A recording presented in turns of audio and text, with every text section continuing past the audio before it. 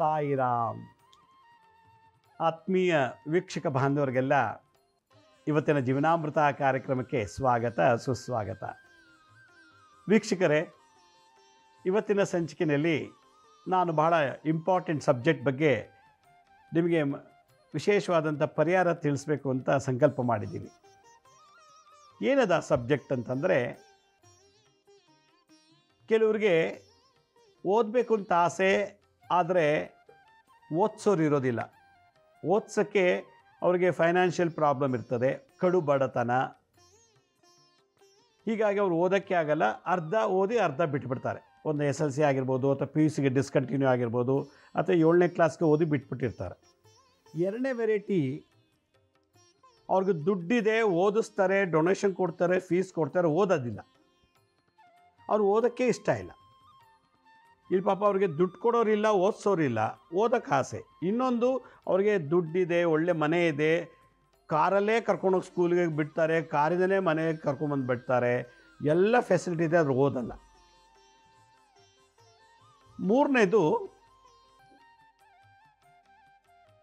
ಎಲ್ಲ ಇದೆ, ಏನೋ ಕಾರಿದೆ, ಅಪ್ಪ ಅಮ್ಮ ಓದಿಸೋಕ್ಕೆ ಶಕ್ತಿ ಇದೆ, ಒಳ್ಳೆ ಬಟ್ಟೆ ಇದೆ, ಒಳ್ಳೆ ಊಟ ಕೊಡ್ತಾರೆ, ಡೊನೇಷನ್ ಕಟ್ತಾರೆ, ಫೀಸ್ ಕಟ್ತಾರೆ, ಓದೋದೇ ಇಲ್ಲ ಅವರು.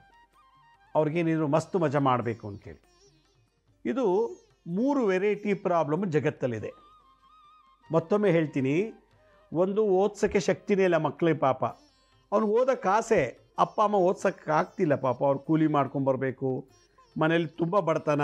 ನೀನೇನು ಹೋಗ್ತೀಯ ಸ್ಕೂಲ್ಗೆ, ಹೋಗ ನೀನು ಕೆಲಸ ಮಾಡ್ಕೊಂಬ ಅಂತ ಮಗುನ ಕೆಲಸಕ್ಕೆ ಕಳಿಸಿ ಆ ಮಗುವಿಂದ ದುಡಿಸಿ ಜೀವನ ನಡೆಸ್ತಾರೆ. ಆ ಮಗುಗೆ ಓದೋಕ್ಕೆ ಆಸೆ, ಆದರೆ ಓದೋಕ್ಕೆ ಫೈನಾನ್ಷಿಯಲ್ ಸಪೋರ್ಟ್ ಇಲ್ಲ. ಎರಡನೇದು, ಎಲ್ಲ ಇದೆ, ಓದ್ಸೋಕ್ಕೆ ಆಸೆ, ಆದರೆ ಅವನು ಓದೋಕ್ಕೆ ಹೋಗ್ತಾನೆ, ಏನೋ ಒಂದು ರೀತಿ ಪ್ರಾಬ್ಲಮ್ಲಿ ಡಿಸ್ಕನೆಕ್ಟ್ ಆಗ್ತದೆ. ಇನ್ನೊಂದು, ಎಲ್ಲ ಇದೆ, ಓದಲ್ಲ, ಸ್ಕೂಲಿಗೆ ಕಳಿಸಿದ್ರೆ, ಕಾಲೇಜ್ಗೆ ಹೋಗೋಂತ ಹೋದರೆ ಅವನು ಸಿನಿಮಾಗೆ ಹೋಗೋದು, ಬಾರ್ಗೆ ಹೋಗೋದು, ರೆಸ್ಟೋರೆಂಟ್ಗೆ ಹೋಗೋದು, ಮಸ್ತು ಮಜಾ ಮಾಡೋದು. ಈ ರೀತಿಯಲ್ಲಿ ವಿದ್ಯಾಭ್ಯಾಸದಲ್ಲಿ ದೋಷ, ವಿದ್ಯಾಭ್ಯಾಸದಲ್ಲಿ ಭಂಗಗಳು. ಎಷ್ಟೋ ಜನ ಬಡವರು ಸ್ಟ್ರೀಟ್ ಲ್ಯಾಂಪಲ್ಲಿ ಕೂತ್ಕೊಂಡು, ಬೀದಿ ಲೈಟಲ್ಲಿ ಕೂತ್ಕೊಂಡು ಓದಿ IAS IPS ಆಗಿದ್ದಾರೆ. ಏನು ಮನೆ ತುಂಬ ಲೈಟ್ ಇದೆ ಅಂತ ಮಕ್ಕಳೇ ಓದಲ್ಲ. ಒಬ್ರು ಯಾರೋ ಗೌರ್ಮೆಂಟ್ ಎಂಪ್ಲಾಯಿ, ಅವ್ರಿಗೆ ರಿಟೈರ್ಡ್ ಆಗೋಕ್ಕೆ ಇನ್ನೊಂದು 10 ವರ್ಷ ಏನೋ ಇದೆಯಂತೆ. ನನ್ನ ಮಗನ ಚೆನ್ನಾಗಿ ಓದಿಸಿ ಒಳ್ಳೆ ಆಫೀಸರ್ ಮಾಡಬೇಕು ಅಂತ ಆಸೆ, ಆದರೆ ಮಗ ಕಾಲೇಜ್ಗೆ ಹೋಗ್ತೀನಿ ಅಂತ ಹೋಗ್ತಾನೆ, ಅಲ್ಲೆಲ್ಲೋ ಡ್ರಗ್ಸ್ಗೆ ಅಡಿಕ್ಟ್ ಆಗಿದ್ದಾನೆ, ಸಿನಿಮಾಗೆ ಹೋಗೋದು, ಬಾರ್ಗೆ ಹೋಗೋದು, ಪಿಕ್ನಿಕ್ ಹೋಗೋದು, ವಾರಗಟ್ಟಲೆ ದಿನಗಟ್ಟಲೆ ಟೂರ್ಗೆ ಹೋಗ್ತಾನಂತೆ. ಈ ಥರದ್ದೆಲ್ಲ ಮಾಡಿ ಅವನು ಓದೋದೇ ಬಿಟ್ಬಿಟ್ಟಿದ್ದಾನೆ. ಏನು ಮಾಡೋದು ಅಂತಾರೆ. ಅವ್ರಿಗೆ ಲಕ್ಷಗಟ್ಟಲೆ ಕೊಟ್ಟು ಓದ್ಸೋಕ್ಕೆ ಆಸಕ್ತಿ ಇದೆ, ಇಂಜಿನಿಯರಿಂಗ್ ಡೊನೇಷನ್ ಕೊಡೋಕ್ಕೆ, ಮೆಡಿಕಲ್ ಓದ್ಸೋಕ್ಕೂ ಅವ್ರಿಗೆ ತಾಕತ್ತಿದೆ, ಆದರೆ ಮಗ ಓದಲ್ಲ. ಯಾಕೆ ಈ ಥರ ದೋಷ? ರೂಟ್ ಕಾಸ್ ಏನು? ಮೂಲ ಕಾರಣ ಏನು? ಎಷ್ಟೋ ಜನ ಪಾಪ ಓದೋಕ್ಕಾಗ್ದೇ ಬರೀ ಸಣ್ಣ ಪುಟ್ಟ ಕೆಲಸ ಮಾಡಿಕೊಂಡು ಜೀವನ ಮಾಡ್ತಿದ್ದಾರೆ. ಯಾಕೆಂದರೆ ಎಜುಕೇಷನ್ ಇಲ್ಲ ಅಲ್ಲ, ದೊಡ್ಡ ದೊಡ್ಡ ಉದ್ಯೋಗ ಹೋಗೋಕ್ಕೆ, ಒಳ್ಳೊಳ್ಳೆ ಜಾಬ್ಗೆ ಹೋಗೋಕ್ಕೆ. ಇವತ್ತಿನ ದಿವಸ ನಮ್ಮ ಸಮಾಜದಲ್ಲಿ ಕೆಟ್ಟೋಗೋಕ್ಕೆ ಭಾಳಷ್ಟು ಜಾಗಗಳಿವೆ, ಭಾಳಷ್ಟು ಮಾರ್ಗಗಳಿವೆ. ಡ್ರಗ್ಸ್ ಇರ್ಬೋದು, ಸ್ಮೋಕ್ಸ್ ಇರ್ಬೋದು, ಡ್ರಿಂಕ್ಸ್ ಇರ್ಬೋದು, ಸೆಕ್ಸ್ ಇರ್ಬೋದು, ಅಥವಾ ಇನ್ನು ಗ್ಯಾಂಬ್ಲಿಂಗ್ ಇರ್ಬೋದು. ಹಲವಾರು ರೂಟ್ಸ್ ಇದೆ ಒಬ್ಬ ಮನುಷ್ಯ ಹಾಳಾಗೋಕ್ಕೆ. ಆದರೆ ಎಲ್ಲ ಸೌಕರ್ಯ ಇದ್ದೂ ಕೂಡ ನಾವು ಓದಲಿಲ್ಲ ಅಂದರೆ ಅದಷ್ಟು ಮಹಾಪಾಪ ಇನ್ಯಾವುದು, ಅದಷ್ಟು ಮಹಾದ್ರೋಹ ಇನ್ಯಾವುದೂ ಇಲ್ಲ. ತಂದೆ ತಾಯಿ ರೆಡಿ ಇದ್ದಾರೆ ಇನ್ವೆಸ್ಟ್ ಮಾಡಲಿಕ್ಕೆ. ಮೆಡಿಕಲ್ ಓದ್ತಾನ ಓದಲಿ, ಇಂಜಿನಿಯರಿಂಗ್ ಓದ್ತಾನ ಓದಲಿ, IAS IPSಗೆ ಹೋಗ್ತಾನ, ಸ್ಪೆಷಲ್ ಕೋಚಿಂಗ್ ಕೊಡೋಕ್ಕೆ ನಾನು ಇನ್ವೆಸ್ಟ್ ಮಾಡ್ತೀನಿ. ಮಗ ಓದ್ತಾ ಇಲ್ಲ, ಅವನಿಗೆ ಆಗಲೇ ಲವ್, ಈಗಾಗಲೇ ಅವ್ನು ಲವ್ ಬಿದ್ದುಬಿಟ್ಟಿದ್ದಾನೆ, ಅಫೇರ್ ಇದೆ ಬೇಕಾದಷ್ಟು. ಈ ಥರದ ಮಸ್ತು ಮಜಾ ಮೋಜಲ್ಲಿ ಮಾಯಾಲೋಕದಲ್ಲಿ ಸಿಕ್ಕಾಕೊಂಡು ಕೆಲವು ಓದೋಕ್ಕೆ ಹೋಗ್ತಿಲ್ಲ. ಮೊನ್ನೆ ಯಾರೋ ಕಾಲಲ್ಲಿ ಮಾತಾಡ್ತಿದ್ರು ಶನಿವಾರ, ಓದೋದಿಲ್ಲ ನಮ್ಮ ಮಗ, ಸರಿಯಾಗಿ ಓದ್ತಿಲ್ಲ ಅಂಥೇಳಿ. ಓದ್ತಾನೆ, ಸರಿಯಾಗಿ ಓದ್ತಿಲ್ಲ ಅಂತ ಹೇಳ್ತಾರೆ. ಕಾಲೇಜ್ಗೆ ಹೋಗ್ತಾ ಇದ್ದಾನೆ, ನೋಡಿ PUCನ 4 ಅಟೆಂಪ್ಟ್ ತೊಗೊಂಡಿದ್ದಾನೆ, ಪಾಸಾಗಿಲ್ಲ, 4 ಬಾರಿ ಫೇಲ್ ಆಗಿದ್ದಾನೆ. ಅಂದರೆ ನಂಗೆ ಇಷ್ಟ ಇಲ್ಲ, ನಾನು ಓದೋಕ್ಕಾಗ್ತಿಲ್ಲ, ನನಗೆ ಎಕ್ಸಾಮ್ ಬರೋಕ್ಕೆ ಒಂಥರ ಆಗ್ತಿಲ್ಲ ಅಂದ್ಬಿಟ್ಟು ಪಿ ಯು ಸಿನೇ ಡಿಸ್ಕಂಟಿನ್ಯೂ ಮಾಡಿಬಿಟ್ಟಿದ್ದಾನೊಬ್ಬ. SLC ಡಿಸ್ಕಂಟಿನ್ಯೂ ಆಗಿದೆ, ಓದೋಕ್ಕಾಗ್ತಿಲ್ಲ ಅಂತ. ಈ ಥರದೆಲ್ಲ ವಿದ್ಯಾ ಕ್ಷೇತ್ರದಲ್ಲಿ, ಎಜುಕೇಷನ್ ಸಿಸ್ಟಮ್ನಲ್ಲಿ ಹಲವಾರು ಲೋಪದೋಷಗಳಿವೆ. ಇವತ್ತು ಮನುಷ್ಯ ವಿದ್ಯೆ ಇಲ್ಲದೇ, ಎಜುಕೇಷನ್ ಇಲ್ಲದೇ ಕರೋಡಪತಿಗಳಾಗಿದ್ದಾರೆ. PhD ಮಾಡಿ, ಡಬಲ್ ಡಿಗ್ರಿ ಮಾಡಿ, ಎಷ್ಟು ಓದಿದ್ರು ಕೂಡ ಒಂದು ಸಣ್ಣ ಕೂಲಿ ಕೆಲಸದಲ್ಲಿ ಇದ್ದಾರೆ ಎಷ್ಟೋ ಜನ. ವ್ಯತ್ಯಾಸಗಳಿದೆ, ಇಲ್ಲ ಅಂತಲ್ಲ. ಆದರೆ ಎಷ್ಟೇ ಐಶ್ವರ್ಯ ಇದ್ದರೂ ಕೂಡ ವಿದ್ಯೆ, ಒಂದು ಡಿಗ್ರಿ ಬಹಳ ಇಂಪಾರ್ಟೆಂಟು ನಮಗೆ. ನಮ್ಮ ಒಂದು ಬದುಕನ್ನು, ನಾವು ಗಳಿಸಿರೋ ಆಸ್ತಿಯನ್ನು ಸರಿಯಾಗಿ ಸೇಫ್ ಗಾರ್ಡ್ ಮಾಡಬೇಕು ಅಂದರೆ ಒಳ್ಳೆಯ ಎಜುಕೇಷನ್ ಇರಬೇಕು. ಇವತ್ತಿನ ದಿವಸ ಇಂಥ ಕೆಟ್ಟ ಪ್ರಪಂಚದಲ್ಲಿ ಎಲ್ಲ ಕಡೆ ಮೋಸ, ವಂಚನೆ, ದರೋಡೆ ಇರುವಂಥ ಈ ಒಂದು ಕಲ್ಮಶವಾದಂಥ ಸಮಾಜದಲ್ಲಿ ಆಸ್ತಿ ಇಲ್ಲ ಅಂದ್ರೂ, ಒಂದೊತ್ತು ಊಟ ಇಲ್ಲ ಅಂದ್ರೂ ಎಜುಕೇಷನ್ ಬೇಕು. ಎಜುಕೇಷನ್ ಇದ್ದರೆ ನಮಗೆ ಫ್ರೀ ಬರ್ಡ್ ಆಗಿರ್ತೀವಿ. ಎಜುಕೇಷನ್ ಅಂದರೆ ಯಾವುದೋ ಒಂದಕ್ಕೆ ಸಿಕ್ಕಾಕೊಂಡ್ಬಿಟ್ಟಿರ್ತೀವಿ. ಅಯ್ಯೋ ನಾನೇನು ಓದಿಲ್ಲ, ನಂಗೆ ಬೇರೆ ಜಾಬ್ ಇಲ್ಲ, ನಂಗೆ ಇದೇ ಬರೋದು. ನಾನು ವರ್ಕ್ಶಾಪಲ್ಲಿ ಸಾಲ್ಡ್ರಿಂಗ್ ಮಾಡ್ತೀನಿ, ಕೂಲಿ ಕೆಲಸ ಮಾಡ್ತೀನಿ, ಹೂ ಕಟ್ತೀನಿ, ಎಳ್ನೀರು ಮಾಡ್ತೀನಿ, ತರಕಾರಿ ಮಾರ್ತೀನಿ, ಬೀದಿ ಫುಟ್ಪಾತಲ್ಲಿ ಬಟ್ಟೆ ವ್ಯಾಪಾರ ಮಾಡ್ತೀನಿ. ಯಾಕೆ ನಂಗೆ ಎಜುಕೇಷನ್ ಇದು ಬಿಟ್ಟರೆ ಬೇರೆ ಗೊತ್ತಿಲ್ಲ ನನಗೆ. ಎಜುಕೇಷನ್ ಇಲ್ಲದವ್ರದಿಂದ ನಾವು ಒಂದಕ್ಕೆ ಸಿಕ್ಕಾಕೊಂಡ್ಬಿಟ್ಟಿರ್ತೀವಿ. ಆದ್ದರಿಂದ ಇವತ್ತಿನ ಸಂಚಿಕೆಯಲ್ಲಿ ನಾನು ಏನು ಹೇಳೋಕೆ ಹೊರಟಿದ್ದೀನಿ ಅಂತಂದರೆ, ಓದ್ತಿರ್ತಾರೆ, ಎಜುಕೇಷನ್ ಡಿಸ್ಕಂಟಿನ್ಯೂ ಮಾಡಿಬಿಡ್ತಾರೆ. ಓದೋಕ್ಕಿಷ್ಟ, ಆದರೆ ಎಂಕರೇಜ್ಮೆಂಟ್ ಇಲ್ಲ, ಫೈನಾನ್ಷಿಯಲ್ ಸಪೋರ್ಟ್ ಇಲ್ಲ. ಆದ್ದರಿಂದ ಯಾರು ಓದ್ತಿರ್ತಾರೋ, ಎಜುಕೇಷನ್ ಡಿಸ್ಕಂಟಿನ್ಯೂ ಮಾಡಿರ್ತಾರೋ ಹಲವಾರು ಕಾರಣಗಳಿಂದ ಅವರು ಮತ್ತೆ ಎಜುಕೇಷನ್ ಕಂಟಿನ್ಯೂ ಮಾಡಬೇಕು. ಒಂದು. ಎರಡನೇದು, ನನಗೆ ಇಂಟ್ರೆಸ್ಟೇ ಬರ್ತಿಲ್ಲ, 5 ಸಲ ಓದಿದೆ, 5 ಸಲ ಫೇಲ್ ಆಯಿತು, ನನಗೆ ಯಾಕೋ ಬೇಜಾರಾಗ್ತಿದೆ ಸಬ್ಜೆಕ್ಟು. ಅದಕ್ಕೆ ನಾನು ಈಗ ಸೈನ್ಸ್ ತೊಗೊಂಡಿದ್ದೆ, ಈಗ ಆರ್ಟ್ಸೋ ಕಾಮರ್ಸ್ಗೋ ಹೊಟ್ಟೋಗ್ತೀನಿ ಅಂದ್ಬಿಟ್ಟು ಸಬ್ಜೆಕ್ಟ್ ಚೇಂಜ್ ಮಾಡೋದು, ಕೋರ್ಸೇ ಚೇಂಜ್ ಮಾಡಿಬಿಡೋದು. 2 ವರ್ಷ ಇಂಜಿನಿಯರಿಂಗ್ ಓದ್ಬಿಟ್ಟು ನಂಗೆ ಓದೋಕ್ಕಾಗ್ತಿಲ್ಲ, ಕಷ್ಟ ಅಂದ್ಬಿಟ್ಟು ಆಮೇಲೆ ಅವ್ನು BBM ಬಂದ. ಇನ್ನೊಬ್ಬ ಮೆಡಿಕಲ್ಗೆ ಸೇರ್ಕೊಂಬಿಟ್ಟು 1 ವರ್ಷ ಓದ್ಬಿಟ್ಟು ನಂಗೆ ಇಷ್ಟ ಆಗ್ತಿಲ್ಲ ಮೆಡಿಕಲ್, ನನಗೆ ಬೇಜಾರಾಗ್ತಿದೆ, ಭಯ ಆಗ್ತಿದೆ ಅಂದ್ಬಿಟ್ಟು ಆಮೇಲೆ PUC ಮಾರ್ಕ್ಸ್ ಕಾರ್ಡ್ ಮೇಲೆ ಅವನು ಕಂಪ್ಯೂಟರ್ ಕೋರ್ಸ್ ಮಾಡ್ದ. ಯಾವುದು ಮೆಡಿಕಲ್ನ ಡಿಸ್ಕಂಟಿನ್ಯೂ ಮಾಡಿ ಅವನು ಮಾಡ್ದ, ಕಂಪ್ಯೂಟರ್ ಕೋರ್ಸಿಗೆ ಸೇರಿಕೊಂಡ. ನಾನೀಗ ಕರ್ಮ ರಿಗ್ರೆಷನ್ ಥಿಯರಿ ಬಗ್ಗೆ, ಕರ್ಮ ಸಿದ್ಧಾಂತ ಬಗ್ಗೆ ಹೇಳ್ತೀನಿ. ನಾವು ಎಷ್ಟೇ ಇನ್ವೆಸ್ಟ್ಮೆಂಟ್ ಮಾಡಿದ್ರು, ಡೊನೇಷನ್ ಕೊಟ್ವಿ, ಒಳ್ಳೆ ಸ್ಕೂಲಿಗೆ ಸೇರಿಸಿದ್ವಿ, ಒಳ್ಳೆ ಕಾಲೇಜಿಗೆ ಅಡ್ಮಿಷನ್ ಮಾಡಿದ್ದೀವಿ, ಅವನು ಓದ್ತಾನೇ ಇಲ್ಲ ಅಂತಂದರೆ ಅವನ ಹಾರೋಸ್ಕೋಪಲ್ಲಿ ಜಾತಕದಲ್ಲಿ ಗುರುಶಾಪ ಅಥವಾ ಗುರುದ್ರೋಹ ಇರ್ತದೆ. ಹೀಗಾಗಿ ಅಂಥವ್ರಿಗೆ ವಿದ್ಯೆ ಹತ್ತೋದಿಲ್ಲ. ಅಪ್ಪ ಕರೋಡ್ಪತಿ, ಮಗ ನೋಡಿದ್ರೆ SLCನೂ ಪಾಸಾಗಿಲ್ಲ, ಏನು ಕೋಟ್ಯಾಂತರ ರೂಪಾಯಿ ಆಸ್ತಿ ಇದೆ, ಅವನು 7ನೇ ಕ್ಲಾಸು ಪಾಸಾಗಿಲ್ಲ. ಗುರುಶಾಪದಿಂದ ಅವನಿಗೆ ವಿದ್ಯಾ ಇಲ್ಲ. ಇದು ಒಂದು. ನಮ್ಮ ಜಾತಕಕ್ಕೆ, ನಮ್ಮ ಹಾರೋಸ್ಕೋಪ್ನಲ್ಲಿ ಯಾರಾದರೂ ಮಂಗಳ, ರಾಹು, ಕೇತು, ಕುಜ ಈ 4 ಗ್ರಹಗಳ ಸಂಯೋಗದಲ್ಲಿ ಬ್ಲ್ಯಾಕ್ ಮ್ಯಾಜಿಕ್ ಮಾಡಿರ್ತಾರೆ.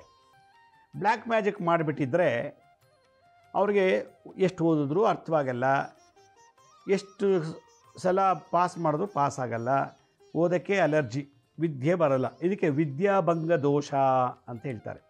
ಇದನ್ನು ಮಾಟ ಮಂತ್ರ ತಂತ್ರದಲ್ಲಿ ಮಾಡಿ ಆ ಓದೋ ಮಕ್ಕಳ ಮೇಲೆ ಪ್ರಯೋಗ ಮಾಡಿಬಿಟ್ರೆ ಅವ್ರು ಸ್ಕೂಲ್ಗೆ ಹೋಗಲ್ಲ, ಓದೋದಲ್ಲಿ ಆಗಲ್ಲ. ಅವ್ರಿಗೆ ಓದ್ತೀನಿ ಅಂದರೆ ಜ್ವರ ಬಂದುಬಿಡುತ್ತೆ, ಎಕ್ಸಾಮ್ ಅಂದರೆ ಸಾಕು ಜ್ವರ ಬಂದುಬಿಡುತ್ತೆ, ಎಕ್ಸಾಮ್ ಅಂದ ತಕ್ಷಣ ಚಳಿ ಶುರುವಾಗುತ್ತೆ, ಎಕ್ಸಾಮ್ ಅಂದ ತಕ್ಷಣ ಏನೋ ಒಂದು ಕಾಯಿಲೆ, ಆ ಕಾಯಿಲೆಯಿಂದ ಎಕ್ಸಾಮ್ ಅಟೆಂಡ್ ಆಗಲ್ಲ, ಏನೋ ಒಂದು ಡಿಸ್ಟರ್ಬೆನ್ಸ್ ಮಾಟ ಮಂತ್ರ ತಂತ್ರ ಪ್ರಯೋಗ ಮಾಡಿದರೆ. ಈ ಒಂದು ರೀಸನ್. 3ನೇ ರೀಸನ್ ಏನಿದೆ ಅಂತಂದರೆ, ನಾವು ಪೂರ್ವ ಜನ್ಮದಲ್ಲಿ ಪುಸ್ತಕ ಕದಿಯೋದು, ಓದೋ ಹುಡುಗರಿಗೆ ತೊಂದರೆ ಕೊಟ್ಟಿದ್ರೆ, ಓದೋ ಹುಡುಗರಿಗೆ ಟೀಕೆ ಮಾಡಿದರೆ, ಅಪಹಾಸ್ಯ ಮಾಡಿದರೆ, ಈಗ ಸರ್ವೇ ಸಾಮಾನ್ಯ ನಾವು ಈಗ ಕಾಲೇಜ್ಗಳಲ್ಲಿ ರ್ಯಾಗಿಂಗ್ ಅಂತ ಮಾಡ್ತಾರೆ, ನೋಡಿರ್ಬೇಕು, ರ್ಯಾಗಿಂಗ್ ಮಾಡೋದು ಅಂತೇಳಿ. ಈ ಥರ ಕೃತ್ಯಗಳನ್ನು ನಾವು ಪೂರ್ವ ಜನ್ಮದಲ್ಲಿ ಏನಾದ್ರು ಮಾಡಿದರೆ, ಈ ಜನ್ಮದಲ್ಲಿ ನಾನು ಕಾಲೇಜ್ಗೆ ಹೋಗ್ತೀನಿ, ಕ್ಲಾಸ್ಗೆ ಅಟೆಂಡ್ ಆಗಲ್ಲ, ಸಿನಿಮಾಗೆ ಹೋಗ್ತೀನಿ, ಕಾಲೇಜ್ಗೆ ಹೋಗ್ತೀನಿ, ಬಾರು ರೆಸ್ಟೋರೆಂಟ್ಗೆ ಹೋಗಿ ಮಜಾ ಮಾಡ್ತೀನಿ, ಕಾಲೇಜ್ಗೆ ಅಂತ ಹೋಗ್ತೀನಿ, ಟ್ರಿಪ್ಗೆ ಹೋಗ್ತೀನಿ, ಕಾಲೇಜ್ಗೆ ಅಂತ ಹೋಗ್ತೀನಿ, ಆ ಹುಡುಗಿ ಜೊತೆ ಎಲ್ಲ ಮಜಾ, ಹಾಗೆ ನಾನು ಎಜುಕೇಷನ್ನೇ ಕಂಪ್ಲೀಟ್ ಮಾಡಲ್ಲ, ಏಜ್ ಆಗ್ತಾ ಬಂತು ಎಜುಕೇಷನ್ ಇಲ್ಲ. ಈ ಥರ ದೋಷ ಇದ್ದರೆ ಈ ಥರ ಸಿಂಪ್ಟಮ್ಸ್ ಈ ಬರ್ತಲ್ಲಿರುತ್ತೆ. 4ನೇ ದೋಷ ಏನಿರ್ಬೋದು, ಇದೆಲ್ಲ ಜಾತಕದಲ್ಲಿ ಗೊತ್ತಾಗತ್ತೆ ಯಾಕೆ ಇವನಿಗೆ ವಿದ್ಯಾಭ್ಯಾಸದಲ್ಲಿ ತೊಂದರೆ ಇದೆ ಅಂತೇಳಿ. ನಾಲ್ಕನೇದು, ಹಲವಾರು ಸಾರಿ ನಾವು ಕ್ಲಾಸಲ್ಲಿ ಕೂತಾಗ ಲೆಕ್ಚರ್ಗೆ ರ್ಯಾಕೆಟ್ ಬಿಡೋದು, ಪೇಪರ್ ಮಾಡಿ, ಲೇಡಿ ಲೆಕ್ಚರರ್ ಅವ್ರಿಗೆ ಟೀಕೆ ಮಾಡೋದು, ಜೆಂಟ್ಸ್ ಲೆಕ್ಚರರ್ ಅವ್ರಿಗೆ ಗೋಳಿ ಕೊಡೋದು ಮತ್ತು ಅವ್ರ ಮಾತನ್ನೇ ಕೇಳೋದಿಲ್ಲ. ಗುರುನಿಂದನ, ಗುರು ಅವಹೇಳನ ದೋಷ ಜಾತಕದಲ್ಲಿದ್ದರೆ ಅವರು ಓದೋಕ್ಕಾಗಲ್ಲ. ಈ ಜನ್ಮದಲ್ಲಿ ಎಷ್ಟೇ ಕೋಟಿ ಇದ್ದರೂ ಅವರು ಡಿಗ್ರಿ ಇರೋದಿಲ್ಲ, ಎಜುಕೇಷನ್ ಇರೋದಿಲ್ಲ. ಇನ್ನೊಂದು ರೀಸನ್ ಇದೆ, ಓದ್ಸೋಕ್ಕೆ ಅವ್ರಿಗೆ ಆಸೆ ಇದೆ, ಹಣ ಇಲ್ಲ. ನನ್ನ ಹತ್ರ ನನ್ನ ಮಕ್ಕಳನ್ನ ಓದಿಸ್ಬೇಕು ತುಂಬ ಆಸೆ ಇದೆ, ಏನು ಮಾಡೋದು, ನಾನು ಕೂಲಿ ಕೆಲಸ ಮಾಡ್ತೀನಿ, ಸ್ಕೂಲ್ಗೆ ಕಟ್ಟೋಷ್ಟು ಫೀಸ್ ನನ್ನ ಹತ್ರ ಇಲ್ಲ, ಡೊನೇಷನ್ ಕಟ್ಟೋಷ್ಟು ಫೀಸ್ ನನ್ನ ಹತ್ರ ಇಲ್ಲ, ನಾನು ಕೂಲಿ ಮಾಡೋದ್ರಿಂದ ನನ್ನ ಮಕ್ಳಿಗೆ ಓದ್ಸೋಕ್ಕಾಗ್ತಿಲ್ಲ, ನನ್ನ ಮಕ್ಕಳನ್ನು ಕೂಲಿ ಕೆಲಸಕ್ಕೆ ಕಳಿಸ್ಬೇಕು, ಯಾಕೆ ನನ್ನ ಹೊಟ್ಟೆಪಾಡು ದುಡಿಬೇಕು, ಅವ್ರಿಗೂ ಊಟ ಹಾಕಬೇಕಲ್ಲ. ಅದರಿಂದ ಅಲ್ಲಿ ವಿದ್ಯಾಭ್ಯಾಸನೇ ಇಲ್ಲ.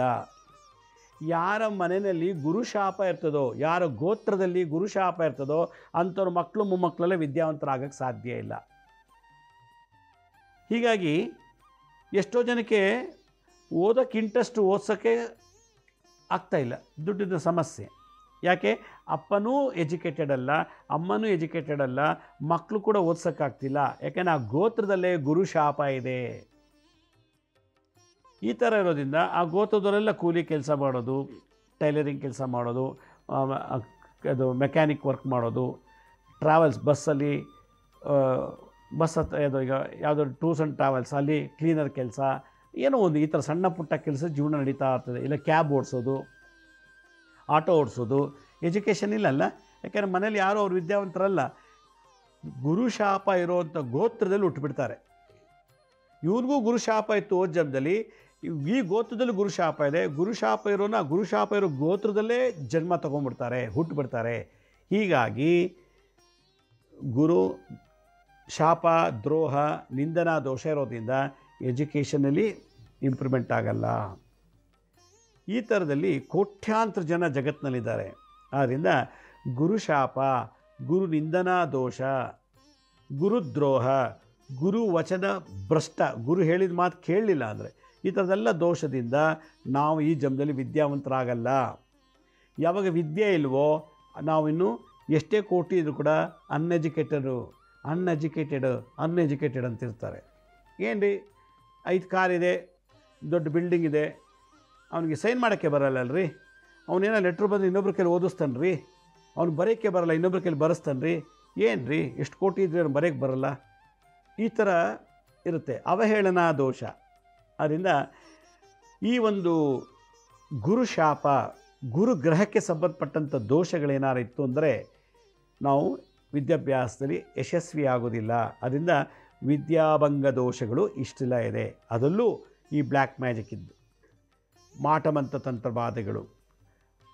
ಮನೇಲಿ ಎಷ್ಟೋ ಜನ ಮಕ್ಕಳು, ಸ್ಟೂಡೆಂಟ್ಸು ಅಷ್ಟೇ, ಕಾಲೇಜ್ಗೆ ಹೋಗ್ತಿರ್ತಾರೆ, ಚೆನ್ನಾಗಿರ್ತಾರೆ, ನಾಳೆಯಿಂದ ನಾನು ಹೋಗಲ್ಲ ಅಂತ ಮನೇಲಿ ರೂಮಲ್ಲೇ ಕೂತಿರ್ತಾರೆ.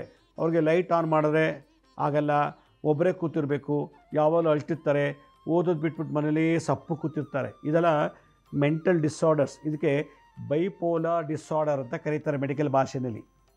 ಬೈಪೋಲಾರ್ ಡಿಸಾರ್ಡರ್ಸ್ ಅನ್ನೋ ಡಿಸೀಸಲ್ಲಿ ಎಷ್ಟೋ ಸ್ಟೂಡೆಂಟ್ಸ್ಗಳು ಕಾಲ ಕಳೀತಾ ಇದ್ದಾರೆ ಪಾಪ. ಆಮೇಲೆ ಸ್ಕೂಲಲ್ಲಿ ಟಾರ್ಚರಿಂಗ್ ಆಯಿತು, ಮೇಸ್ಟ್ರು ಹೊಡೆದ್ರು, ಲೆಕ್ಚರರ್ ಬೈದರು, ಈಗ ರ್ಯಾಗಿಂಗ್ ಆಯಿತು.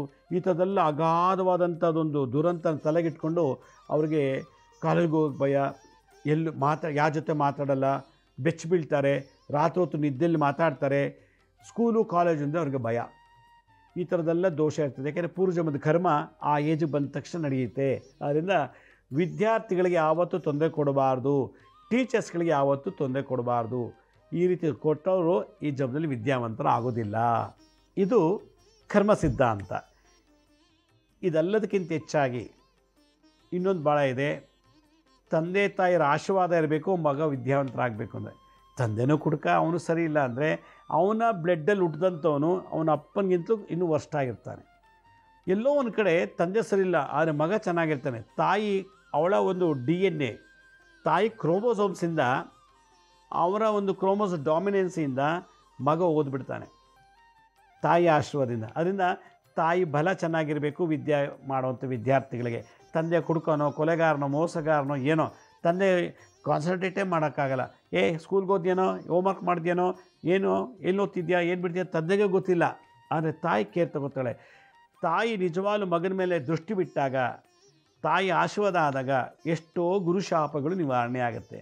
ಅದರಿಂದ ಮಾತೃಶಾಪ ಪಿತೃಶಾಪ ಇದ್ದರೂ ಕೂಡ ವಿದ್ಯಾವಂತರಾಗೋದಿಲ್ಲ. ಆದ್ದರಿಂದ ತಂದೆ ತಾಯಿನ ಗೋಳಿಕೋಬಾರ್ದು. ತಂದೆ ತಾಯಿಗಳಿಗೆ ರೆಸ್ಪೆಕ್ಟ್ ಕೊಡಬೇಕು. ತಂದೆ ತಾಯಿಗೆ ಮೋಸ, ತಂದೆ ತಾಯಿಗಳಿಗೆ ಹೊಡೆಯೋದು, ಬೈಯೋದು, ಅವ್ರ ಮಾನ ಮರ್ಯಾದೆ ತೆಗೆಯೋದು, ಸಿಕ್ಕಾಪಟ್ಟೆ ಅಗೌರವ, ತಂದೆ ತಾಯಿಗಳಿಗೆ ಧಿಕ್ಕಾರ, ಇದೆಲ್ಲ ಮಾಡೋದ್ರಿಂದ ವಿದ್ಯಾವಂತನಾಗೋದಿಲ್ಲ. ಅದರಿಂದ ಮಾತೃಶಾಪ, ಪಿತೃಶಾಪ, ಗುರುಶಾಪ 3 ಇದ್ದವರು ಓದೋಕ್ಕೆ ಸಾಧ್ಯನೇ ಇಲ್ಲ. ಇದಕ್ಕೆ ಟ್ರೀಟ್ಮೆಂಟೇ ಇಲ್ಲ ವರ್ಲ್ಡಲ್ಲಿ. ಎಂತಿಂಥ ಟೆಕ್ನಾಲಜಿ ಬಂತು, ಟಿ ವಿ ಬಂತು, ರ್ಯಾಕೆಟ್ ಬಂತು, ಫ್ಲೈಟು, ಟ್ರೈನು, ಕ್ಯಾಮ್ರಾ ಎಲ್ಲ ಬಂತು. ಆದರೆ ಈ ಕಾಯಿಲೆಗೆ ಔಷಧಿನೇ ಇಲ್ಲ. ಯಾಕೆ ಗೊತ್ತಾ? ಇದು ಶಾಪಗ್ರಸ್ತ ಜಾತಕ. ಅದರಿಂದ ಜಗತ್ತಿನಲ್ಲಿ ನಾವು ಏನು ಬೇಕಾದರೂ ಸಾಧಿಸ್ಬೋದು. ವಿದ್ಯೆ ಅನ್ನೋ ಒಂದು ಯೋಗ ಪಡಿಬೇಕು ಅಂದರೆ ಗುರು ಮತ್ತು ತಂದೆ ತಾಯಿ ಆಶೀರ್ವಾದ ಇರಬೇಕು. ನಮ್ಮ ಪೂರ್ವ ಜನ್ಮದ ಶಾಪ ಪಾಪಗಳನ್ನು ನಿವಾರಣೆ ಮಾಡ್ಕೋಬೇಕು. ಈ ಜನ್ಮದಲ್ಲಿ ತಂದೆ ತಾಯಿಗೆ ಬೈದಿದ್ದರೆ, ಸ್ಕೂಲು ಕಾಲೇಜಲ್ಲಿ ರ್ಯಾಗಿಂಗ್ ಮಾಡಿದರೆ, ಪುಸ್ತಕ ಕದಿಯೋದು, ಪೆನ್ ಕದಿಯೋದು, ಪೆನ್ಸಿಲ್ ಕದಿಯೋದು, ವಿದ್ಯಾಭ್ಯಾಸ ಸಂಬಂಧಪಟ್ಟಂಥ ಐಟಮ್ಸ್ನ ನಾವು ಕದ್ದಿದ್ರೆ ಈ ದೋಷಗಳು ಬರ್ತದೆ. ಆದ್ದರಿಂದ ಯಾರು ಎಜುಕೇಷನ್ ಮಾಡಬೇಕು ಅಂತ ಆಸೆ ಇದೆಯೋ, ಡಿಸ್ಕಂಟಿನ್ಯೂ ಆಗಿತ್ತು ಅಂದರೆ, ಯಾರಿಗೆ ಓದ್ತಿರ್ತಾರೆ ಮಧ್ಯೆ ಡಿಸ್ಕಂಟಿನ್ಯೂ ಆಗುತ್ತೆ, ಹಲವಾರು ತಾಪತ್ರದಿಂದ, ರೋಗ ಬಾಧೆಯಿಂದ ಡಿಸ್ಕಂಟಿನ್ಯೂ ಆಗಿರುತ್ತೆ, ಓದ್ಸೋಕ್ಕೆ ಫೀಸ್ ಇಲ್ಲ, ಹಲವಾರು ಕೆಟ್ಟ ಚಟಗಳಿಂದ ಅಥವಾ ಹಲವಾರು ಸಮಸ್ಯೆಗಳಿಂದ ಓದೋ ಹುಡುಗರು ಇವತ್ತು ಕೋರ್ಟು ಪೊಲೀಸ್ ಸ್ಟೇಷನ್ಗೆಲ್ಲ ಹೋಗಿ ಬರ್ತಾ ಇದ್ದಾರೆ. ಈ ಥರದಲ್ಲಿ ಡಿಸ್ಕಂಟಿನ್ಯೂ ಆಗಿತ್ತು ಅಂದರೆ ಏನು ಮಾಡಬೇಕಪ್ಪ ಅಂತಂದರೆ ಫಿಸಿಯೋಥೆರಪಿ ಮಾಡಬೇಕು. ಫಸ್ಟು ಮೈಂಡ್ಗೆ ನೋಡಿ, ಇದು ಗುರುಗ್ರಹ, ಇದು ತೋರು ಬೆರಳು ಅಂತಾರೆ, ಇದು ಗುರುಗ್ರಹ. ಒಂದ್ರ ಮೇಲೊಂದು ಇಡಬೇಕು ಈ ರೀತಿ. ಇನ್ನು ಉಳಿದೆಲ್ಲ ಬೆರಳು ಮರ್ಚಿ ಹೆಬ್ಬೆಟ್ಟನ್ನ ಪ್ರೆಸ್ ಮಾಡಿ ಈಗ ಇಟ್ಕೋಬೇಕು. ಇದು ಫಿಸಿಯೋಥೆರಪಿ ಆಗ್ತಾಯಿದೆ. ಈಗ ಇಟ್ಕೊಂಡು ಪೂರ್ವ ಅಥವಾ ಉತ್ತರಕ್ಕೆ ಮುಖ ಮಾಡಿಕೊಂಡು ಓಂ ಸುರಾಚಾರ್ಯಾಯ ವಿದ್ಮಹೇ ಸುರಶ್ರೇಷ್ಠಾಯ ಧೀಮಹಿ ತನ್ನೋ ಗುರು ಪ್ರಚೋದಯಾತ್. ಓಂ ಸುರಾಚಾರ್ಯಾಯ ವಿದ್ಮಹೇ ಸುರಶ್ರೇಷ್ಠಾಯ ಧೀಮಹಿ ತನ್ನೋ ಗುರು ಪ್ರಚೋದಯಾತ್. ಓಂ ಸುರಾಚಾರ್ಯಾಯ ವಿದ್ಮಹೇ ಸುರಶ್ರೇಷ್ಠಾಯ ಧೀಮಹಿ ತನ್ನೋ ಗುರು ಪ್ರಚೋದಯಾತ್. ಇದು ಗುರುವಿನ ಗಾಯತ್ರಿ ಮಂತ್ರ. ಈ ಗುರು ಸಂಹಿತೆ ಅಂತ ಗ್ರಂಥದಲ್ಲಿ ಇದೊಂದು ಬರುತ್ತೆ. ಇದು ಆ ಗುರು ಸಂಹಿತೆಯಲ್ಲಿ ಈ ಮಂತ್ರ ಯಾಕೆ ಬರ್ತದೆ ಅಂದರೆ, ವಿದ್ಯಾಭ್ಯಾಸದಲ್ಲಿ ಕುಂಠಿತ ಡಿಸ್ಟರ್ಬೆನ್ಸ್ ಇದ್ದರೆ ಇದನ್ನು, ಈ ಮುದ್ರೆ, ಇದು ಫಿಸಿಯೋಥೆರಪಿ, ಮಂತ್ರ ಸೌಂಡ್ ಥೆರಪಿ. ಆಗ ನಮ್ಮ ಫ್ರಂಟಲ್ ಲೋಬಿ, ಆಕ್ಯುಪಿಟಲ್ ಲೋಬಿ 4 ಬ್ರೈನ್ಗಳಲ್ಲಿ ಹಾರ್ಮೋನ್ಸ್ ಆ್ಯಕ್ಟಿವೇಟ್ ಆಗಿ ಓದೋ ಕಡೆ ಇಂಟ್ರೆಸ್ಟ್ ಬರುತ್ತೆ. ಆಗ ಎಜುಕೇಷನ್ ಕಂಟಿನ್ಯೂ ಆಗಿ ಡಿಗ್ರಿ ಮುಗೀತು. ಇದನ್ನು ಮಾಡಬೇಕು. ತಂತ್ರ ಏನು? ಮುದ್ರಾ ಆಯಿತು, ಮಂತ್ರ ಆಯಿತು. ತಂತ್ರ ಏನು? ಗುರು ಸಾನ್ನಿಧ್ಯ, ಗುರುಗಳ ಹತ್ರ ಹೋಗಿ ಆಗಾಗ ಸೇವೆ ಮಾಡಬೇಕು. ಬೈದಿದ್ದರೆ, ಹೊಡೆದಿದ್ರೆ, ಅವ್ರ ಬಗ್ಗೆ ಅಪಪ್ರಚಾರ ಮಾಡಿದರೆ ಅದೆಲ್ಲ ಹಿಂದಿನ ಜನ್ಮದಲ್ಲಿ ಈ ಜನ್ಮದಲ್ಲಿ ಮಾಡಿದರೆ, ಗುರುವಿನ ಸಾನ್ನಿಧ್ಯದಲ್ಲಿ ಗುರು ಸೇವೆ ಮಾಡೋದ್ರಿಂದ ಗುರುಗ್ರಹ ನಮ್ಮ ಜಾತಕದಲ್ಲಿ ನಿವಾರಣೆ, ಶಾಪ ನಿವಾರಣೆ ಆಗುತ್ತೆ. ಅದರಿಂದ ಬಾಬಾ ಮಂದಿರ, ದತ್ತಾತ್ರೇಯ ದೇವಸ್ಥಾನ, ರಾಘವೇಂದ್ರ ಸ್ವಾಮಿಗಳು, ಹೀಗೆ ಗುರುಗಳು ಅಂಥ ಜಾಗದಲ್ಲಿ ಹೋಗಿ ಸೇವೆ ಮಾಡೋದು, ಕಡಲೆಕಾಯಿ ಬೀಜನ ಬಂದು ಅವ್ರಿಗೆ ನೈವೇದ್ಯ ಮಾಡಿಸಿ ಕೊಡೋದು, ಈ ಥರ ಮಾಡ್ತಿದ್ರೆ ವಿದ್ಯಾಭಂಗ ದೋಷ ನಿವಾರಣೆ ಆಗುತ್ತೆ. ಯಾರು ಈ ಮುದ್ರಾ ಮಂತ್ರತಂತ್ರನ ಪ್ರತಿನಿತ್ಯ ಮಾಡ್ತಾರೋ ಅಂಥವ್ರಿಗೆ ಎಂಥ ದೋಷ ಇದ್ದರೂ ಕೂಡ ಹೊರಟೋಗುತ್ತೆ. ಈಗ ಯಾರು ನಮ್ಮ ಮಗ ಓದ್ತಿಲ್ಲ, ಡಿಸ್ಕಂಟಿನ್ಯೂ ಮಾಡಿಬಿಟ್ಟೈತೆ, ಜ್ಯೋತಿಷ್ ಹತ್ರ ಹೋಗಿ ಕೇಳಿದಾಗ ಜ್ಯೋತಿಷ್ ಹೇಳ್ತಾರೆ ಗುರು ಶಾಂತಿ ಮಾಡಬೇಕು, ಒಂದು 40,000 ಆಗುತ್ತೆ, ಹೋಮ ಮಾಡಬೇಕು, ಈ ಶಾಂತಿ ಮಾಡಿ, ಅದು ಮಾಡಿ, ಒಂದು ದೊಡ್ಡ ಲಿಸ್ಟ್ ಕೊಡ್ತಾರೆ. ಎಲ್ಲ ನೋಡಿದ್ರೆ ಒಂದು 40,000-50,000 ರೂಪಾಯಿ ಆಗುತ್ತೆ. ಆದರೆ ಅಷ್ಟೆಲ್ಲ ಮಾಡಿಸಿದ್ರು ಕೂಡ ಮಗ ಎಜುಕೇಷನ್ ಇಂಪ್ರೂವ್ ಆಗ್ತಿಲ್ವಲ್ಲ. ಎಷ್ಟೋ ಜನ ಹೇಳ್ತಾರೆ. ಅದಕ್ಕೆ ನಮ್ಮ ಕರ್ಮವನ್ನು ನಾವೇ ತಗೊಳ್ಬೇಕು, ನಾವೇ ಸುಟ್ಟು ಬರ್ದು ಮಾಡಬೇಕು. ಈ ಮುದ್ರ ಮಾಡಿ, ಈ ಮುದ್ರ ಮಾಡ್ತಾ ಮಾಡ್ತಾ ಮಾಡ್ತಾ ನಮ್ಮ ಹಿಮ್ಮೆದುಳು, ಆಕ್ಯುಪಿಟಲ್ ಲೋಬಿ, ಇದು ಶ್ರವಣ, ಆಡಿಯೋ, ಇಲ್ಲಿ ಇದಕ್ಕೆ ಟೆಂಪರಲ್ ಲೋಬಿ ಅಂತಾರೆ. ಫ್ರಂಟಲ್ ಲೋಬಿ ಮುಮ್ಮೆದುಳು ಮತ್ತು ಪ್ಯಾರಿಟಲ್ ಲೋಬಿ, ಈ 4 ಮೆದುಳು ಸುರಶ್ರೇಷ್ಠಾಯ ಅನ್ನೋ ಒಂದು ಪದ ಬಂತು. ಸುರ ಅಂತಂದರೆ ಒಂದು ವಿಶೇಷವಾದಂಥ ಒಂದು ಸ್ಥಳ, ಸುಂದರವಾದಂಥ ಜಾಗ. ಈ ಮೆದುಳಿನಲ್ಲಿ ಆ ದೋಷಗಳೆಲ್ಲ ತೆಗೆಯುತ್ತೆ, ಹಾರ್ಮೋನ್ಸ್ ಆ್ಯಕ್ಟಿವೇಟ್ ಆಗುತ್ತೆ, ಅಯಾನಿಕ್ ಕರೆಂಟ್ ಚೆನ್ನಾಗಿ ಫ್ಲೋ ಆಗುತ್ತೆ. ಯಾವಾಗುತ್ತೆ? ಒಂದು ಸಲ ಓದ್ರೆ ಸಾಕು ನೆನಪು ಬಂದುಬಿಡುತ್ತೆ, ಪದೇ ಪದೇ ಓದಬೇಕು ಅಂತ ಆಸೆ ಬರುತ್ತೆ. ಆ ಶ್ರೇಷ್ಠತೆ, ಆ ಡಿಗ್ನಿಟಿ, ಆ ಒಂದು ವ್ಯಾಲ್ಯೂ ನಮ್ಮಲ್ಲಿ, ನಮ್ಮ ಹಾರ್ಮೋನ್ಸಲ್ಲಿ ಪ್ರೊಡಕ್ಷನ್ ಆಗುತ್ತೆ, ಕ್ರಿಯೇಟ್ ಆಗುತ್ತೆ. ಆದ್ದರಿಂದ ಈ ಒಂದು ಗುರು ಗಾಯತ್ರಿ ಮಂತ್ರ ಇದು ಯಾವ ಗುರು ಅಂತ ಹೇಳ್ತಿಲ್ಲ, ಜನರಲ್ ಆಗಿದೆ. ಸುರಾಚಾರ್ಯಾಯ ಆಚಾರ್ಯರು, teachers, mathematics, science, political science, ಯಾವ್ಯಾವ ಟೀಚರ್ಗೂ ಬೈದಿರ್ತೀವಿ, ಯಾವ್ಯಾವ ಟೀಚರ್ನು ಕೆಟ್ಟ ಮಾತಾಡಿರ್ತೀವಿ. ಅವ್ನು ಮೇಷ್ಟ್ರು ಪಾಠ ಮಾಡೋಕ್ಕೆ ಬರೋಲ್ಲ ನೋಡೋಣ, ಹಂಗೆ ಅವಳ ಜೊತೆ ಓಡಾಡ್ತಾನೆ ಇವ್ನು, ಈ ಥರದ್ದೆಲ್ಲ ಆಚಾರ್ಯರನ್ನು ನಿಂದನೆ ಮಾಡಿಬಿಟ್ಟಿರ್ತೀವಿ. ಆಮೇಲೆ ತಂದೆ ತಾಯಿ ಕೂಡ ಗುರುಗಳೇ, ತಂದೆ ತಾಯಿನೂ ನಾವು ಬೈದಿರ್ತೀವಿ, ಕೂಗಾಡಿರ್ತೀವಿ, ನಿಂದನೆ ಮಾಡಿ ಹೊಡೆದಿರ್ತೀವಿ. ಅದಕ್ಕೆ ಸುರ ಆಚಾರ್ಯ, ಆಚಾರ್ಯರು ಅಂದರೆ ಎಲ್ಲ ಬಂದುಬಿಡ್ತಾರೆ. ಅಂದರೆ ಸಂಬಳ ತಗೊಳ್ಳಿಕ್ಕೆ ಒಂದು ಎಜುಕೇಷನ್ ಬೇಕು, ಮೋಕ್ಷ ತಗೊಳ್ಳೋಕ್ಕೆ ಸ್ಪಿರಿಚುವಲ್ ನಾಲೆಡ್ಜ್ ಬೇಕು. ಅದರಿಂದ spiritual masters, worldly life teachers, college teachers, school teachers, ಇವರೆಲ್ಲರೂ ಆಚಾರ್ಯರು ಅಂತ. ಅದಕ್ಕೆ ಸುರಾಚಾರ್ಯಾಯ ವಿದ್ಮಹೇ ಸುರಶ್ರೇಷ್ಠಾಯ ಧೀಮಹಿ. ಶ್ರೇಷ್ಠತೆ ಅಂದರೆ ಫೇಮಸ್, ಪ್ರಖ್ಯಾತ ಆಗುವಂಥದ್ದು, ಲೆಜೆಂಡ್, ಸೆಲೆಬ್ರಿಟಿ. ಆ ಲೆವೆಲ್ಲಿಗೆ ನಮ್ಮ ಸೆಲ್ಸ್, ಬಾಡಿಯಲ್ಲಿರೋ ಸೆಲ್ಸ್, ರಕ್ತ ಶುದ್ಧೀಕರಣ, ಸೆಲ್ಸ್ನ ಜೀವಕೋಶಗಳನ್ನ ಶುದ್ಧಿ ಮಾಡಿ, ಹಾರ್ಮೋನ್ಸ್ನೆಲ್ಲ ಆ್ಯಕ್ಟಿವೇಟ್ ಮಾಡಿ, ಓದೋದಲ್ಲಿ ಕಾನ್ಸಂಟ್ರೇಟ್ ಮಾಡಿ ಪಟ್ಟಂತ ಓದಿ ಡಿಗ್ರಿ ಮಾಡ್ಕೊಂಡ್ಬಿಡ್ತಾರೆ. ಇನ್ಯಾವುದೇ ಕೆಟ್ಟ ಚಟಗಳಿಗೆ ಹೋಗಲ್ಲ. ಕೆಟ್ಟ ಸದಾ ಮೊಬೈಲ್ ನೋಡೋದು, ಟಿ ವಿ ನೋಡೋದು, ಕಂಪ್ಯೂಟರ್ ನೋಡೋದು, ಗೇಮ್ಸ್ ಮಾಡೋದು, ಹೊರಗಡೆ ಆಟ ಆಡೋದು, ಈ ಥರದ್ದೆಲ್ಲ ಟೈಮ್ ಸ್ಪೆಂಡ್ ಮಾಡಿ ಎಜುಕೇಷನ್ನೇ ಸ್ಟಾಪ್ ಆಗಿಬಿಡುತ್ತೆ. ಈ ಥರ ಎಲ್ಲ ದೋಷನೆಲ್ಲ ತೆಗೆದುಹಾಕ್ಲಿಕ್ಕೆ ಈ ಮಂತ್ರ, ಈ ಮುದ್ರಾ, ಈ ತಂತ್ರ ಮಾಡಿ ಅಂತ ಹೇಳ್ತಾ, ನಮ್ಮ ಹಳೆ ಸಂಚಿಕೆಗಳನ್ನ ಯಾರು ನೋಡೋಕ್ಕಾಗಿಲ್ವೋ ಅವ್ರು ನಮ್ಮ ಶಿರಡಿ ಸಾಯಿ ಭಿಕ್ಷಾ ಕೇಂದ್ರ ಮತ್ತು ಹೆಲ್ತ್ ಸೈನ್ಸ್ ಅಂತ 2 ಯೂಟ್ಯೂಬ್ ಚಾನಲ್ ಇದೆ. ಇದ್ರ ಜೊತೆಗೆ SSBK ಜ್ಞಾನೋದಯ ಅಂತ ಒಂದು ಮ್ಯೂಸಿಕ್ ಚಾನಲ್ ಇದೆ. 3ಕ್ಕೆ ಸಬ್ಸ್ಕ್ರೈಬ್ ಮಾಡ್ಕೊಳ್ಳಿ, ಪಕ್ಕದ ಬೆಲ್ ಬಟನ್ ಪ್ರೆಸ್ ಮಾಡಿ, ನೋಡಾದ್ಮೇಲೆ ಲೈಕನ್ನು ಬಟನ್ ಪ್ರೆಸ್ ಮಾಡಿ. ನೀವು ನೋಡಿದಂಥ ಲಿಂಕನ್ನು ನಿಮ್ಮ ಬಂಧು ಮಿತ್ರರಿಗೆ ವಾಟ್ಸಪ್ ಮುಖಾಂತರ ಅಥವಾ ಇಮೇಲ್ ಮುಖಾಂತರ ಶೇರ್ ಮಾಡಿ. ಗುರುಜಿ ಲಕ್ಷ್ಮೀ ಶ್ರೀನಿವಾಸ್ ಅಂತೇಳಿ ಫೇಸ್ಬುಕ್ಕು, ಇನ್ಸ್ಟಾಗ್ರಾಮು, ಟ್ವಿಟ್ಟರ್, ಲಿಂಕ್ಡ್ಇನ್ ಕೂಡ ನಾವು ಅಪ್ಲೋಡ್ ಮಾಡ್ತಿರ್ತೀವಿ ಟೈಮ್ ಟು ಟೈಮು. ಅಲ್ಲೂ ನಿಮಗೆ ಭಾಳಷ್ಟು ಇನ್ಫಾರ್ಮೇಷನ್ ಸಿಗುತ್ತೆ. ಅಪಾಯಿಂಟ್ಮೆಂಟ್ಸ್ ಬೇಕಿದ್ದರು ನಾನು ಸ್ಕ್ರೀನ್ ಮೇಲೆ ತೋರಿಸ್ತಾ ಇದ್ದೀನಿ ನೋಡಿ, www.lakshmisrinivas.in ಅಂತ. ಅದಕ್ಕೆ ನೀವೇ ಲಾಗಿನ್ ಆಗಿ ಯಾವ ಡೇಟು ಯಾವ ಟೈಮಿಗೆ ನೀವೇ ಬುಕ್ ಮಾಡ್ಕೊಳ್ಳಿ. ಆರೋಸ್ಕೋಪ್ ಇದ್ದರೆ ತೊಗೊಂಡು ಬನ್ನಿ, ಇಲ್ಲಾಂದ್ರೂ ಪರವಾಗಿಲ್ಲ. ಕೆಲವರಿಗೆ ಈ TB, ಕ್ಯಾನ್ಸರು, ಪಿಟ್ಸು, ಲಕ್ವಾ ಈ ಥರದ ಕೆಲವುದೆಲ್ಲ ಕ್ರೋನಿಕ್ ಡಿಸೀಸ್ ಇರ್ತದೆ. ಅದಕ್ಕೆ ಸಂಬಂಧಪಟ್ಟಂಥ ರಿಪೋರ್ಟ್ಸ್ ತೊಗೊಂಬಂದರೆ ನಾವು ಮೆಡಿಕಲ್ ಆಸ್ಟ್ರಾಲಜಿ ಮುಖಾಂತರ ನೋಡಿ ಅದಕ್ಕೆ ಪರಿಹಾರ ತಿಳಿಸ್ಬೋದು ಅಂತ ಹೇಳ್ತಾ ಇವತ್ತಿನ ಸಂಚಿಕೆಯನ್ನು ಮುಗಿಸ್ತಾ ಇದ್ದೀನಿ. ಇದೇ ರೀತಿ ನಾಳಿನ ಸಂಚಿಕೆಯಲ್ಲಿ ಮತ್ತೊಂದು ವಿಶೇಷವಾದಂಥ ಮಾಹಿತಿಯೊಂದಿಗೆ ತಮ್ಮನ್ನು ಭೇಟಿ ಮಾಡ್ತೀನಿ. ಅಲ್ಲಿವರೆಗೂ ನನ್ನ ನಮಸ್ಕಾರ. ಸಾಯಿರಾಮ್.